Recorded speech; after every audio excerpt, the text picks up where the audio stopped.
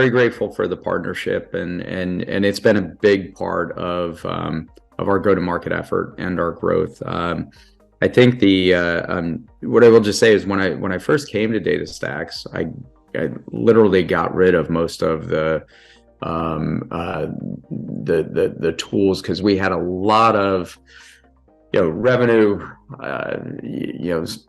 management tools, different things that were going to help us in this way, and we were sold a lot of things because the business was declining, and so everybody was scrambling looking for ways, and so somebody tells you they're going to help you with your revenue growth by buying their tool, buying their app. So we had a lot of things.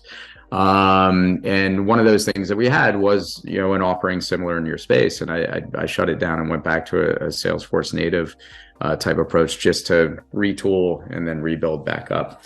And Aviso came to us through a recommendation of one of our sales ops folks. He brought it forward. I think I said no a couple times, not interested. And finally, he's like, no, you need to have a look at this.